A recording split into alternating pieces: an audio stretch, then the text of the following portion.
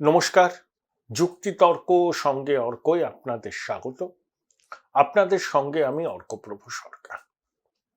এই প্রতিবেদন যখন রেকর্ড করছি তখন ঘড়ির কাঁটায় 12:45। প্রখর দহন অতি দীর্ঘ দগ্ধটি। ভোট চলছে। তৃণমূলের মমতা ঘনিষ্ঠ একজন মানুষ, তিনি সক্রিয় রাজনীতি করেন না, কিন্তু মমতা বন্দ্যোপাধ্যায় দীর্ঘদিনের ঘনিষ্ঠ। তিনি বললেন, যেভাবে ভোট পড়ছে এটা শাসক দলের পক্ষে শুভ লক্ষণ নয়। দেখুন, কুচবিহার আছে, কুচবিহারে ভোটের দিন উদয়ন গুহ উদ্ভ্রান্তের মতো ছোটাছুটি করছে, কিন্তু নিশীথ প্রামাণিককে দেখলাম অনেক কম্পোজ। বলছেন পঞ্চায়েত পুরসভায় মানুষ ভোট দিতে পারেননি, এবার ভোট দিচ্ছেন, জনগণ প্রতিরোধ করছেন তৃণমূলের গুন্ডাদের বিরুদ্ধে। অর্থাৎ নিশীথ ভোটটা করাতে পারছেন। অন্যদিকে উদয়ন যদি পরীক্ষায় পাশ না করেন, তার মন্ত্রিত্ব কিন্তু চলে যাবে। এটা একদম পরিষ্কার করে নাকি বলে দেওয়া হয়েছে। উদয়ন কিভাবে জিতেছিলেন বিধানসভা নির্বাচনে আপনারা জানেন। প্রথমে 57 ভোটে হারলেন, তারপরে নিশীথ প্রতিদ্বন্দ্বিতা, মানে বিধায়ক থাকবেন না, ইস্তফা দিলেন, ও মন্ত্রী থাকলো, বাই ইলেকশন হলো, উদয়ন জিতে গেলেন। সে বিপুল ভোটে জিতে মন্ত্রিত্ব পুরস্কার স্বরূপ পেলেন। তবে বাংলার ভোটের মতোই চলে। সেই সন্ত্রাস, হুমকির যে ঐতিহ্য দীর্ঘদিন ধরে বাংলার ভোটে আছে, তার কোনো ব্যতিক্রম হয়নি। কারণ এটা আমরা ট্র্যাডিশন করে দিয়েছি। অন্যরা শুধরেছে, আমরা শুধরইনি। ইতিহাসের পশ্চাৎগতি ছাড়া একে কি বলবো। আরো অনেক তারকা প্রার্থী প্রথম দফার ভোটে লড়ছেন। নাগপুর থেকে নিতিন গডকরি, চেন্নাই দক্ষিণ থেকে তেলেঙ্গানার প্রাক্তন রাজ্যপাল তামিলিসাই সুন্দরায়ন, কোয়েম্বাটুর থেকে কে আন্নামালাই, নীলগিরি থেকে একজন কেন্দ্রীয় মন্ত্রী, পিলভিট থেকে জিতিন প্রসাদ, ছিন্দওয়ারা থেকে নকুল নাথ, সবার ভাগ্য পরীক্ষা হবে। ডিব্রুগড় থেকে সর্বানন্দ সোনোয়াল, ত্রিপুরা থেকে বিপ্লব দেব, জম্মুর উধমপুর থেকে জিতেন্দ্র সিং, তিনি প্রধানমন্ত্রীর দপ্তরের মন্ত্রীও বটে, আলোয়ার থেকে ভূপেন্দ্র যাদব, বিকানির থেকে অর্জুন রাম মেঘাওয়াল, এরা সবাই লড়ছেন। এবারের নজর কিন্তু তামিল ভূমি। সেখানে বিজেপি কি খাতা খুলতে পারবে? শতাংশের বিচারে তারা কি দ্বিতীয় রাজনৈতিক শক্তি, ডিএমকের প্রতিস্পর্ধী রাজনৈতিক শক্তি হিসেবে আত্মপ্রকাশ করবে? বিভিন্ন সমীক্ষা বলছে যে বিজেপি 3 থেকে 6টা আসন পাবে এবং ভোটের শতাংশের বিচারে 20% পৌঁছে যাবে। ডিএমকে 22টা আসনে লড়ছে, ফলাফল ভালো করবে, কংগ্রেসের ক্ষতি হবে এবং আদার্সদের ক্ষতি হবে। এআইএডিএমকে সঙ্গে বিজেপি কিন্তু জোট ভেঙেছে, কারণ বহুদা বিভক্ত এআইএডিএমকে। জয়ললিতার পরে নেতৃত্ব নিয়ে সংঘাত আছে, কে নেতা হবে। তাই এআইএডিএমকে সমর্থকরা এবার বিজেপির দিকে ঝুঁকবে। এই অঙ্কেই বিজেপি ছোট দলগুলোর সঙ্গে সমঝোতা করেছেন এবং আন্নামালাই যে যাত্রা করেছেন তামিলনাড়ু জুড়ে, তাতে তার অতি বড় বিরোধীও বলছেন সেটা সফল।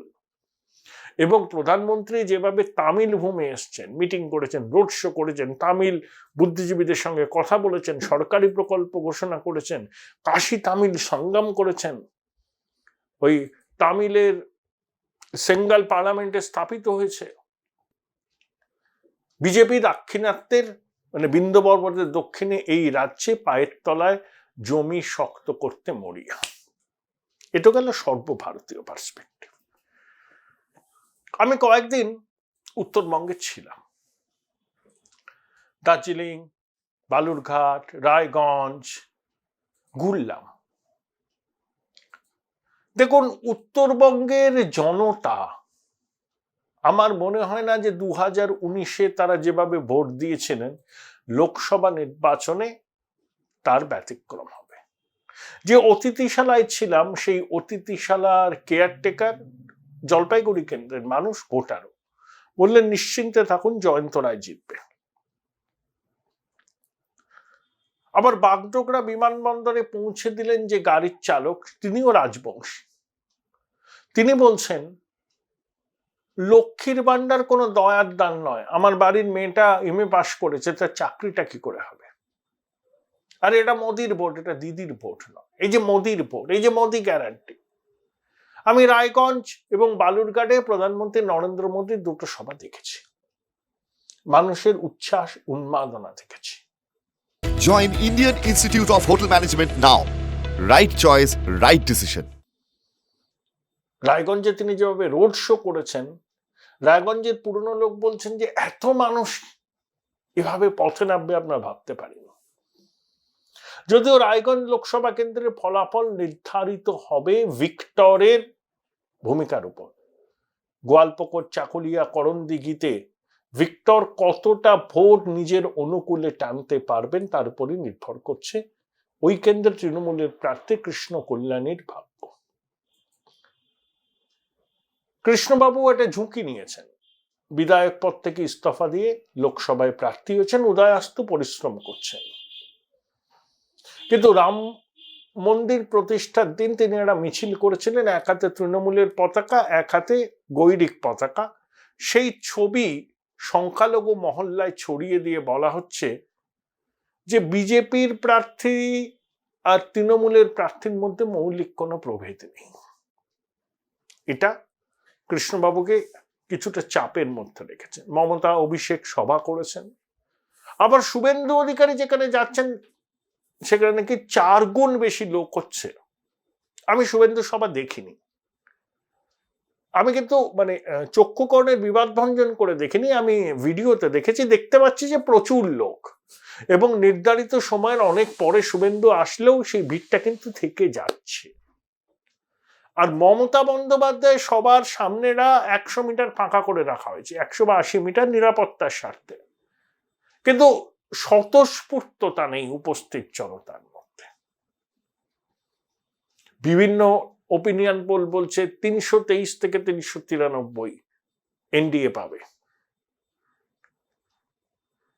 অর্থাৎ যে ন্যারেটিভ তৈরি হচ্ছে যে এনডিএ ক্ষমতা আসবে, মোদিজি তৃতীয়বারের জন্য প্রধানমন্ত্রী হবে, দেশের নির্বাচন নেতৃত্বের প্রশ্নে গণভোট, সেখানে কেন্দ্রের শাসক দল একটু অ্যাডভান্টেজিয়াস অবস্থাতেই থাকবে। তাই উত্তরবঙ্গে হাওয়া তৃণমূলের পক্ষে ঘোরা একটু মুশকিল। রায়গঞ্জ আসনে উল্লেখযোগ্য লড়াই হবে।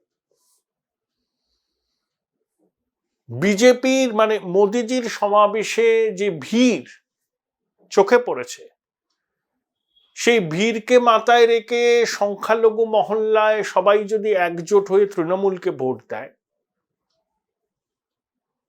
তাহলে কৃষ্ণবাবু ভালো লড়াই দেবেন। কিন্তু সংখ্যালঘু ভোটের একটা বড় অংশ যদি ভিক্টর টেনে নেয়, তাহলে কৃষ্ণবাবুর লড়াই আরো কঠিন হবে।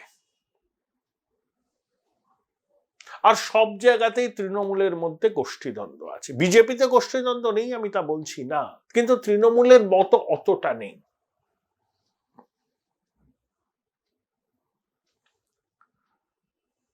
তাহলে উত্তরবঙ্গ, মমতা বন্দ্যোপাধ্যায়, অভিষেক বন্দ্যোপাধ্যায় ঘাঁটি গেড়ে পড়েছেন, একাধিকবার সভা করেছেন, পদযাত্রা করেছেন, পয়লা বৈশাখ কাটিয়েছেন চালসায় মুখ্যমন্ত্রী। আমি যতটা ঘুরেছি, যতটা বুঝেছি, সাধারণ মানুষের সঙ্গে কথা বলেছি, তাদেরকে একটু কনফিডেন্সে আনলে পরে তারা কিন্তু মনের কথা বলছেন। দুটো বিষয় উত্তরবঙ্গের মানুষকে নাড়িয়েছে। এক হচ্ছে দুর্নীতি, নানাবিধ দুর্নীতি, শিক্ষক নিয়োগের দুর্নীতি তো আছেই। 2, রায়গঞ্জ থেকে এমসে চলে যাওয়া কল্যাণীতে, এটা উত্তরবঙ্গের মানুষ ভালোভাবে নেয়নি। 3, এটা কেন্দ্রের ভোট, কেন্দ্রের সরকার গঠন, তৃণমূল সরকারও গঠন করবে না, তো তৃণমূলকে ভোট দেওয়া মানে ওয়েস্টেজ, এইটা একটা ধারণা। 4, হিন্দুত্বের বার্তা, রাম মন্দির নির্মাণের পরে প্রথম রামনবমী পালন, আমি স্বতঃস্ফূর্ততে যা দেখেছি উত্তরবঙ্গের বিভিন্ন জায়গায়, তাহলে রাম আবেগও কাজ করছে। 5, মোদী সরকারের জমানায় গত 10 বছর সেরকম করে দুর্নীতির অভিযোগ নেই। 6, NH-34 দিয়ে আপনি যদি ওই একদম কোন কুচবিহার থেকে আসুন বহরমপুর পর্যন্ত রাস্তা মসৃণ, যত গন্ডগোল নদিয়ার পর থেকে। পরিকাঠামো উন্নয়ন হয়েছে, নতুন করে রেল মানচিত্রে উত্তরবঙ্গের বিভিন্ন শহর যুক্ত হচ্ছে, এই সবগুলো প্রভাব ফেলেছে। অবশ্যই CAA আমার মনে হয় উত্তরবঙ্গে তৃণমূলের পক্ষে হাওয়া গোড়াতে মরিয়া চেষ্টা করেছিলেন মমতা অভিষেক। তাদের সাফল্য নিয়ে আমার মনে প্রশ্ন আছে, সংশয় আছে। উত্তরবঙ্গ 2019-এ যে ফলাফল দেখিয়েছিল তারই পুনরাবৃত্তি ঘটার সম্ভাবনা। আর রায়গঞ্জ আসনের ফলাফল নির্ভর করছে ভিক্টরের কতটা ভোট সে টানতে পারে তার উপর।